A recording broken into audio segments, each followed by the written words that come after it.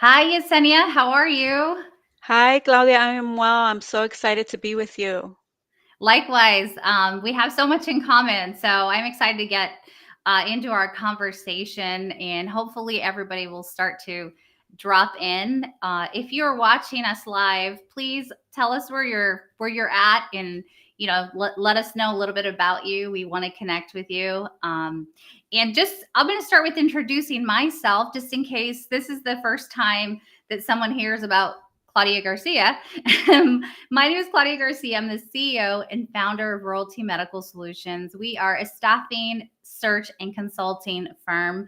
We've been in business for over 15 years, so we have some cool experience under our belt. And one of the ways that I connected with Yesenia was through provider enrollments and credentialing conversations, as that's where my organization started long time ago. And so, Yesenia Servin, welcome to this LinkedIn Live. And we're also live on YouTube and Facebook so that you can reach many folks that need your help. I know this is an important topic. For me, when I first started in healthcare, it was about how do I help the provider grow? And one of the main things is provider enrollments and getting them paid what they're worth, right? So, Yesenia, please introduce yourself. Tell us a little bit about what you do and how you got started with payer Yes, and I'm provider enrollments. I'm so excited.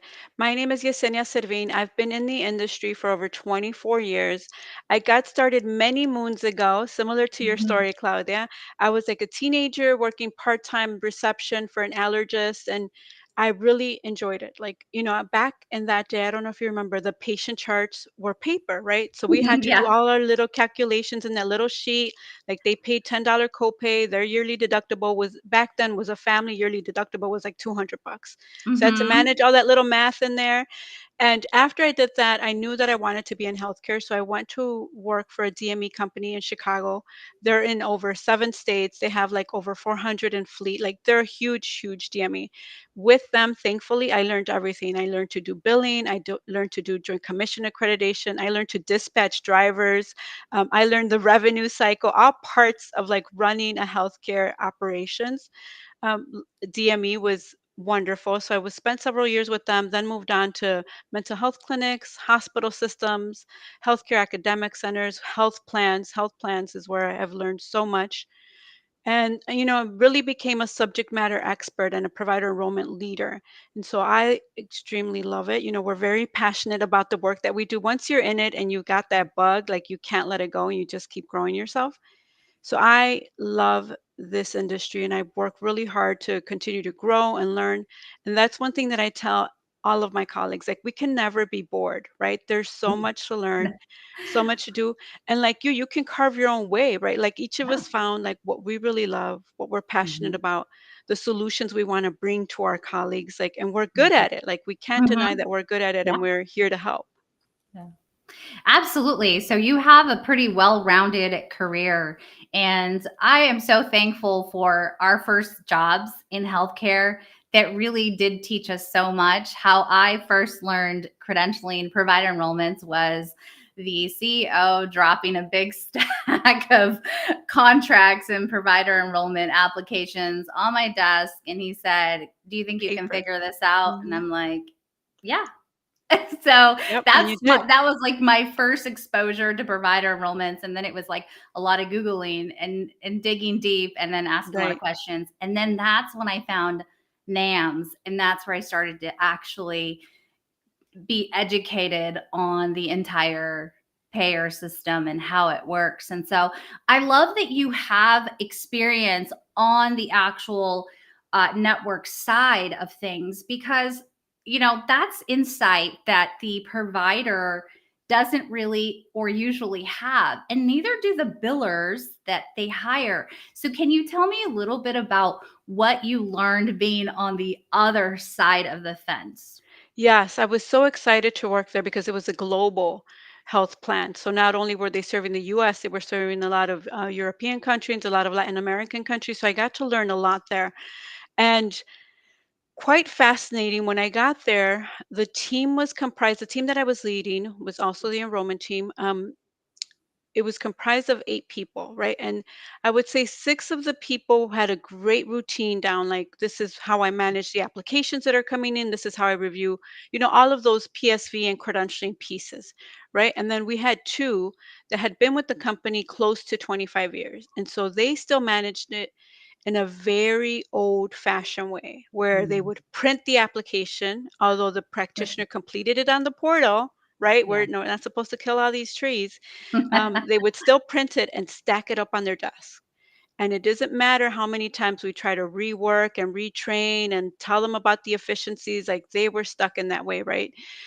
So that was interesting, but that helped me tell providers, hey, if you're stuck with that rep that still believes in the old system, imagine how long they're going to hold your application if it has one little error. And that is what happened. They would stack up their error pile and then not revisit it for like 3 weeks. And I'd come by every week and be like, please revisit this error pile. Please don't let this sit here, to the point where we'd have to escalate and do like corrections and all of that. But, some people you just can't shake away from that old system. So that helped me, though, tell organizations, don't get stuck in anybody's pile, do the Yep. most efficient, the cleanest copy, attach everything you need to attach, learn from each plan what they want, right? Because depending on your specialty, they want different things for different Mhm. practitioners, right? It's not like one size fits all. It should be, Sure. right? But it's really not. And so that Sure. helps me stress to them, hey, let's put these plans in place and these processes in place for these payers, because I don't want you sitting in somebody's 3 week pile. I want it to go through the first time. So Yeah. I loved that portion because I got to work there, and no matter um, the efficiencies that you bring, some things will never change, unfortunately. But your Mhm. team, your 60% of your team, or 70 or 80% of your team, if they're running with those efficiencies and they're doing the best they can, wonderful, right? What more can you ask Mhm. for? Yeah, I love that technology has really helped provider enrollments and those who do the applications, because I remember that the nightmare of just paper and paper Paper. and paper. Hmm. I remember this was a long time ago, guys, but being rejected because the corporation name didn't I think we put like a when they put ink at the end of their Hmm. name, Hmm. it didn't match the way it was on the NPI. Right. And these all these little things, and then like you said, you just get thrown into a pile and you're wondering, why aren't they responding? I'm not getting a denial and I'm not getting an acceptance. And back then it took forever. So now I love that. I mean, I think we're doing better. I am not currently doing provider enrollments anymore. It's only consulting and strategy. But you see some of the things that have improved. What do you think is has changed? And I know we didn't talk about technology, but what do you think that today credentialers, providers, those who are doing the enrollments, what kind of tools or technology can they use to streamline these processes? So as you're speaking, I'm reminded of, yes, all that paper. And remember, the credentialing platforms, they didn't really focus on enrollment. They focus on that PSV, right? Like they Mhm. focus on that NPDB. They didn't focus on us. Now the platforms are listening to us. So now all these big or platforms are like, we have an enrollment piece now. Hey, we created this for you as well now. So Yeah. that's one nice thing that the platforms have added us as part of their solutions. The other thing that has changed is CAQH is way more modern. Remember that gray screen? Yeah. Ugly and clumpy to get through. Now it's super modern, easy on the eyes, easy to Mhm. navigate, which was a big Mhm. deal. The payers, their own portals are much easier to navigate, right? So Yeah. it's not like this Mhm. old fashioned, like we just created it year when internet first came out and that's it. Yeah. Um, Picos is one that you can use as a clear example that they've never Yeah. updated it. They're working on it. They keep promising it's coming soon, but you can look at that and compare it to all the payer plans and be like, okay, we're far from where we used to be. The other thing that keeps me on top, and I've worked with several colleagues, what has helped us tremendously has been those project management tools, right? So I Mm. specifically like Asana. I know people like Monday. I know people like stuff within Teams. Everybody has their preference. As long Mhm. as you're making sure that you're tracking it somewhere. I know small organizations that can afford to buy those solutions, so they do it on a spreadsheet, but they have that Mhm. built into their calendar. So they have all those reminders and technology tricks that help them. So regardless of the budget, there's still solutions out there that'll help you stay on top of everything. Sure. I think that if you have Microsoft, you could use a tool like Teams, and they have it's the same thing, project manager software, where you can move the process along, from submission to review to, in credentialing phase into, having an answer from the payer. So, yeah, I think that those are really important tools to stay organized, especially when you have a team of folks and you're all working together for large groups. So that's really good. You actually have a question, and it says, what are your go-to metrics for tracking payment performance and spotting issues early? So that was actually one of the things I wanted to talk about because the end of the year is coming. I'm glad that was brought up because one of the things that I always remind professionals is remember to look at those turnaround time metrics, right?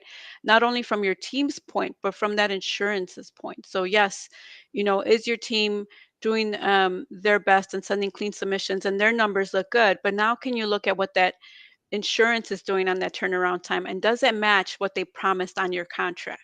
So you don't want to Mm, forget that at the end of the year, like, okay, we've had these 12 months to track it. Maybe I didn't track it at the halfway year point, or maybe I haven't been tracking it quarterly, but this, end of mhm, the year, I'm going to make sure I'm checking, our contract says 45 days. I've consistently tracked them at 67 days. So now there's real numbers that we can bring back to them and tell them, hey, you haven't met this contract. So how are we going to correct this? How are you on your end going to make sure that 2025 you're going to make sure you're hitting this 45-day mark as promised and signed on this contract? And the same with your team, right?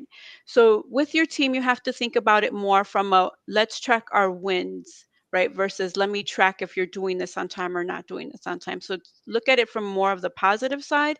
And if they're tracking of the turnaround times are not ideal or not what you have listed as goals for your team, then mhm. it's the time to recoach and retrain, see where the efficiencies are lacking. Is it the project management tools?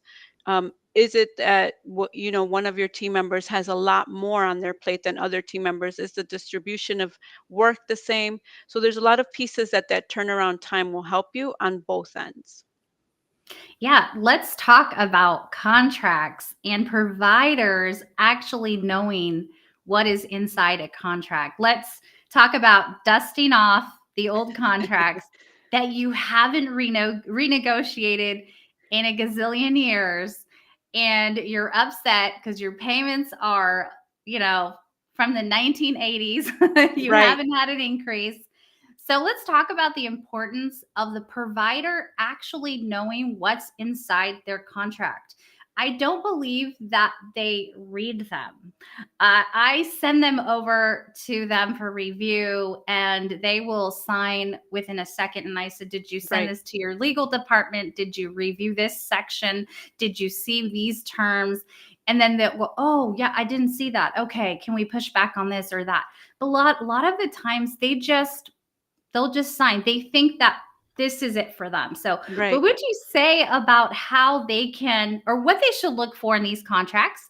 Why it's important for them to know what's inside the contracts and not just rely on administrative staff. But talk to me about that because I think it's so important. Absolutely. And I do agree.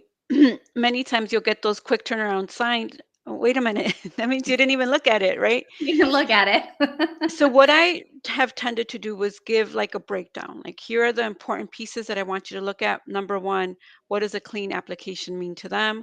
What does reimbursement claim look to them? What does a clean claim look like to them? When is a reimbursement timeline? When will you say you'll complete credentialing? What does that timeline look like? Where is the link to the clinical aspect? So usually that Mm, contract will say you must follow the clinical handbook, and it'll include mm, like a link or here's where you can find it, right? mhm. And then it'll tell you when it renews. How long are the terms? What does it look like? Is there a fee schedule attached? And if it's not attached, where's the link to that fee schedule? Is it part of another handbook? Is it on the Availity portal? Where do I find all of these different pieces?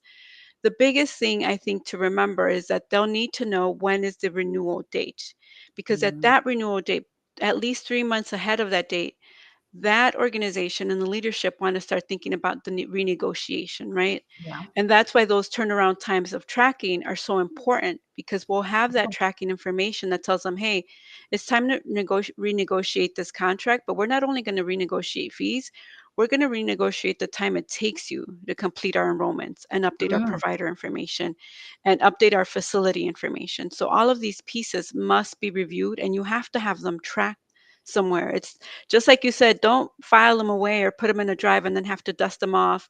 And when someone asks you for it, you're like in panic mode. Where did I save it? Where did I put it? yeah. Um, so I keep that very easy checklist that breaks down the pieces that you need to make sure you're looking at, Mhm. from a leadership standpoint, but also from that clinical standpoint and that revenue cycle standpoint, for sure. Okay, that's good. That's good. Yeah, I think that when we can empower the provider and the more that they know, I think that it's so important. And who would think that you have to go from the contract into a link into another link, right? So you don't just have this contract, but you got to go through all of the Right. terms and conditions and things that you may not find directly on the paper that you received and you signed without reading. So you're saying that providers probably have a little bit more, I guess you could say a little bit more ability to negotiate on some of the terms than they think they do, correct? Well, the thing is that I find that a lot of times people will tell me, "Oh, you can't negotiate. It is what it is." I'm like, "No, you actually can negotiate, and we've been very successful at doing so, right?" So it Mhm. really depends on the services that you're providing in the community, what that community looks like, right? What is the need in the community? Are you filling a lot of those needs? Is it language barriers? Is it translation that you're offering? Or do you basically look as a practitioner? Do you look like the community looks, right? Because that's important to many communities. So there's a lot of room for negotiation. We just have to compile a listing as, Mhm. what is the appeal? Why does this health plan want to negotiate with you? Give them the million reasons of why you're valuable to the members that they're serving, right? And that Mhm. always helps with the negotiation process. And it is very doable. And you should be pulling those, 1988, like you said, 1998 contracts and start to renegotiate now. Yeah, definitely. We have another question from Crystal Walker. What's your insight on surrogacy requests? I have a difficult time with getting those done swiftly via PACOS.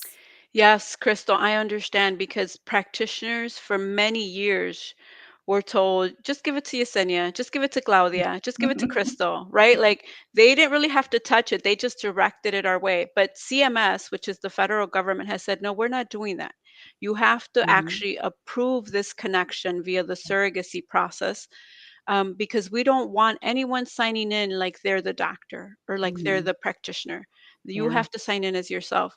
So, Crystal, the way that I've managed it successfully is I always tell them I am not breaking any federal rules and regulations. Yeah. I do consider myself cute, but I don't consider myself cute in an orange jumpsuit at all. I don't want to Yeah. owe the No, thank federal you. government any fines. I don't want to pay for anything Mhm. because I did something against what they told me to do. Yeah. So I do have a hard message, Crystal, and I can like send you the little blurb that I give them via email and say, no, doctor, I will not sign in as you. There's Mhm. absolutely no way you can get me to do that. But I will sit Mhm. with you in person or via Zoom or via Google Meet and walk you through it. I will sit with you when you're calling and asking to reset your password. When you're calling CMS and the EUS line to reset that, but I won't do it for you. I cannot. I get it, Yeah. Crystal. I get it. Yeah, I think that the providers need to know that there is some work involved on their end. And as much as they want to delegate, there are going to be a few things that they have to do. and then they can't go around. So that's one of the things, right? So, can you explain to those that don't understand what surrogacy is, maybe a new rep that is just starting to um, credential and do provider enrollments for their practice or their group? Yes, so surrogacy is the process of that provider saying that yes, they are connected to you, you are connected to them, and they have given you the rights to complete applications. In this Mhm. particular example, the PICOs, the Medicare application on their behalf, they will still be responsible for reviewing the information and signing off on it, but they've granted you that surrogacy access, which you'll complete every single section. You know, it's multiple pages in that application, and they've granted you the authority to complete that application on their behalf. Again, understanding that they'll at the end have to be responsible for the information listed there, and they'll be Mhm. responsible for signing off on it. Sure, and it's not as scary or complicated as we think it is. It's as though you're creating your own login, but they're giving you the permission or assigning you to create that login and then work on their applications on their behalf. Correct, Yesenia? Exactly. Yeah. Well, thank you. We have one more. It says, "Do you also have the instructions to send us how to provide the surrogacy rights?" I'm not sure I understand what that is. So I have a template, yes, that I use that Okay. I send them like, doctor, I've requested surrogacy. If you don't see the link, here are the steps that you'll follow to add me as your surrogate. So yes, I do have that verbiage. I have like a million templates. This is one of the things that we talked about, Claudia. Like, how do you Yeah. manage all of the info and doing it over and over? And, there's so many pieces. I have a lot of templates. My email system is like, I actually just select, like, I want the CMS steps, I want the availability steps, I want the Medicare application, so I just make all those templates initially and then click on them as I need them, because a lot of this communication will be very similar whether you're in a hospital system or a private clinic system. The steps that you need to do these enrollment pieces, um, you can use multiple times for different type of practitioners. Okay. And since we're on this topic, how can a credentialing rep that works independently as a consultant, such as we do, how does one protect themselves from any kind of legal nuances that we may not know about?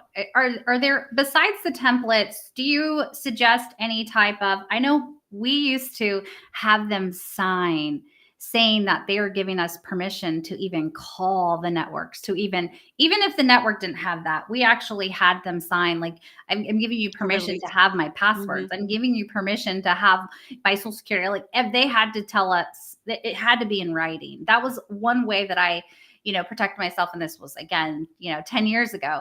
But what would you say is a great way for those to I love protect that question. themselves?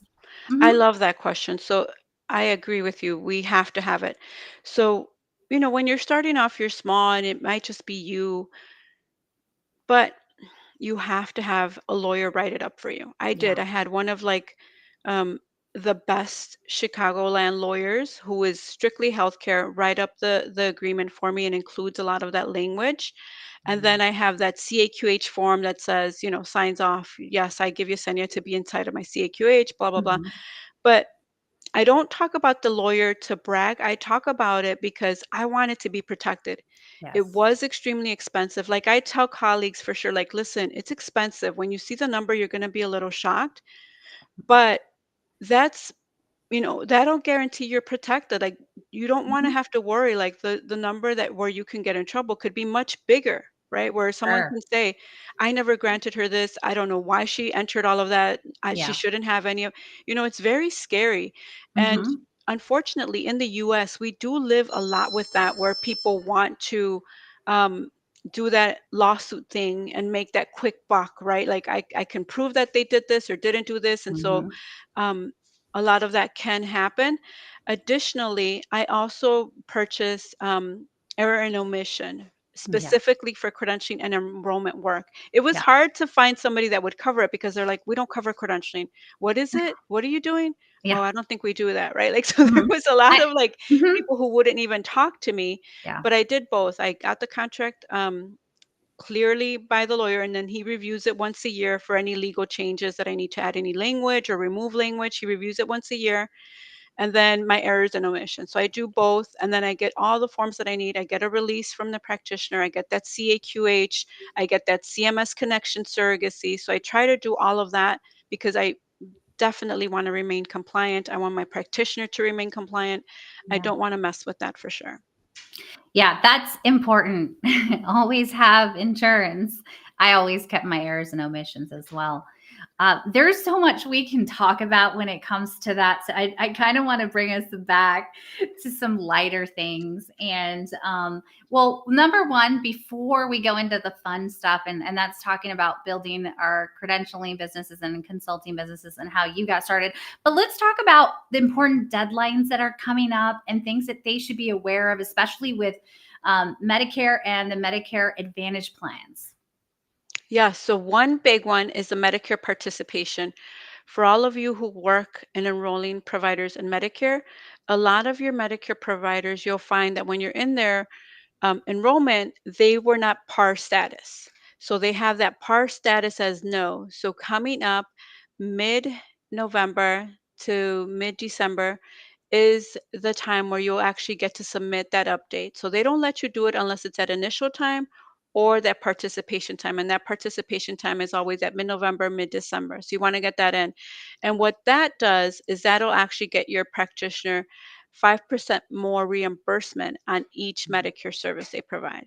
So, I Wow. mean, huge win for you as an enrollment person, huge win for your organization and your leadership, right? So, you want to make sure you're catching all of that.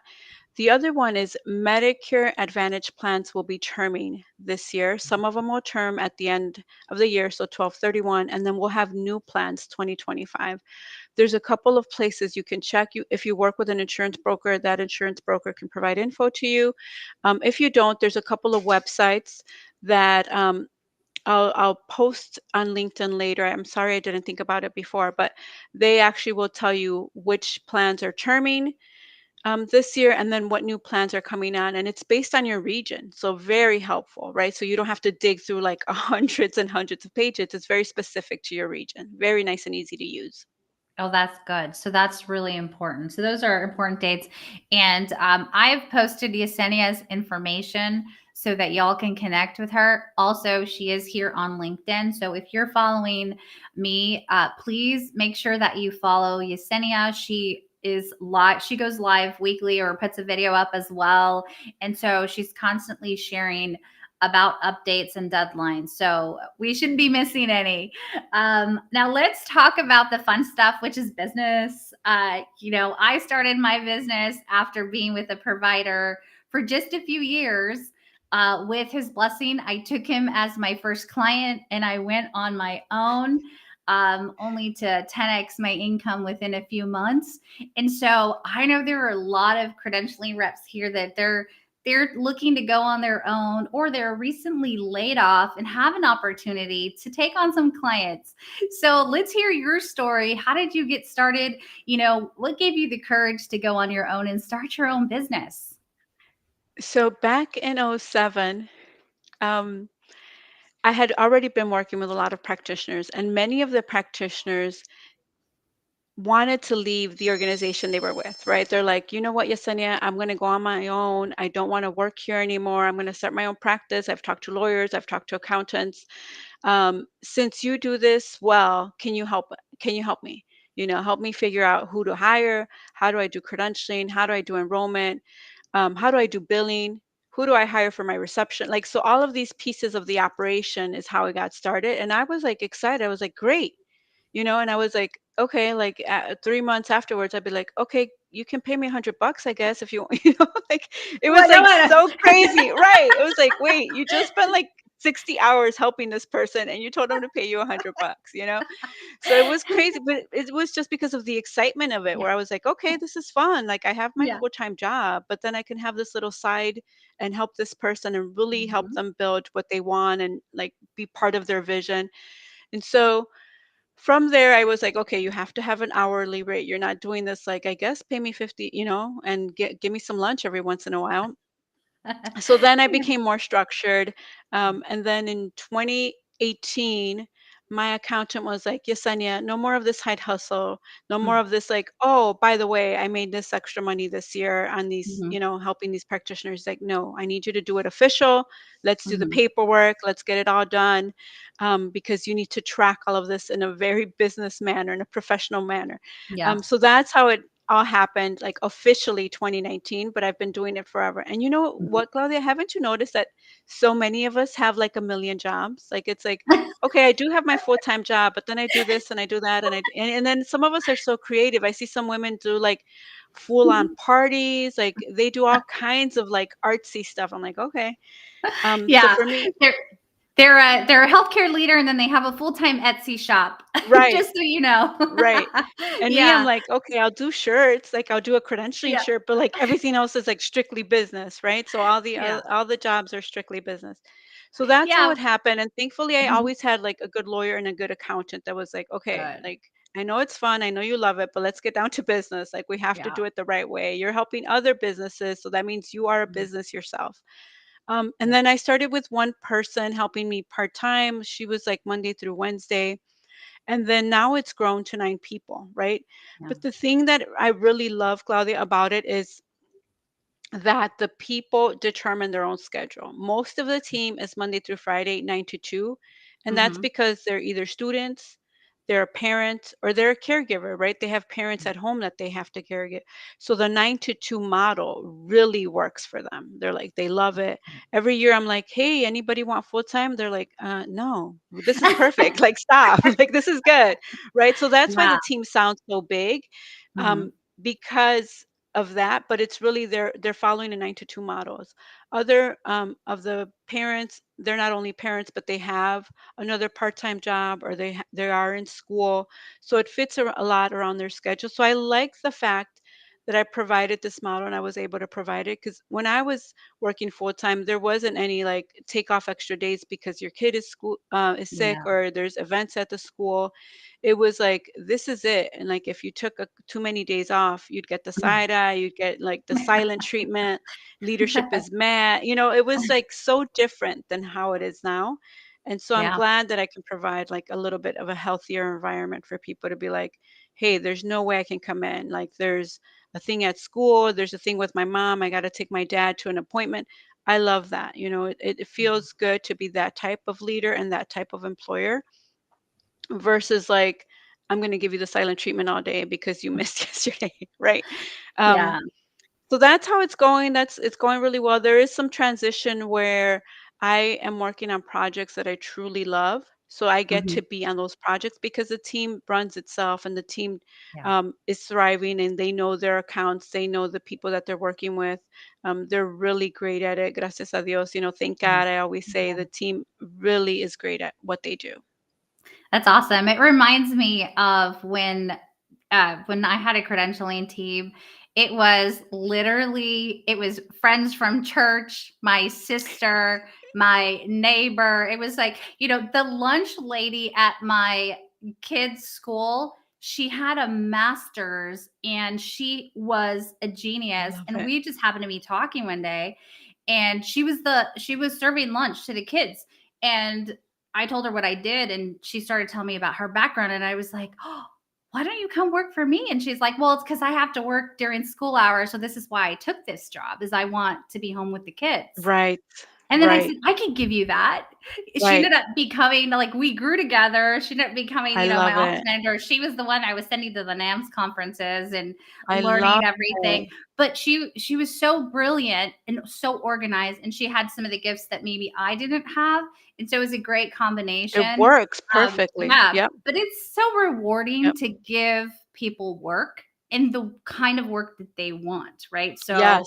whether it's part-time or contract work, I still do refer credentialing to my colleagues, and I call them up and say, I have a provider, they want, Medicare, can you please do it for them? And yeah, so that's fun too, just being a good referral source to one another. And well, before we wrap up, we had one I more I question, I and I I don't do want. wanna say on Uh-huh, that, Go ahead. that lunch lady thing.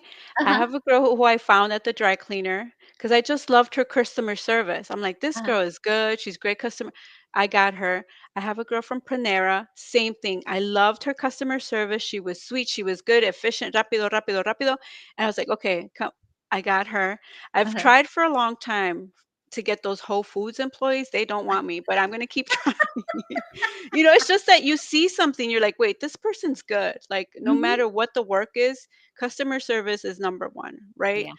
Everywhere you go. If you know that Mhm. you're going to treat the customer well, they're going to be efficient, they're going to be good in whatever role you put them in. So I Yeah. love that you shared that because that's how I am too. Yeah, and then you train them up and you send them to, whether they want to become the actual provider enrollment specialist, and you send them to get certified. And I'm sure that you probably have an amazing training program because you were actually a speaker at NAMS. I forgot to mention that you were a speaker at NAMS at this recent conference. Can you just briefly tell us about that? And then we're going to answer one last question before we Okay. wrap up. Yeah, so at NAMS, I love speaking at NAMS because I get to see everyone from across the US, right? I love it.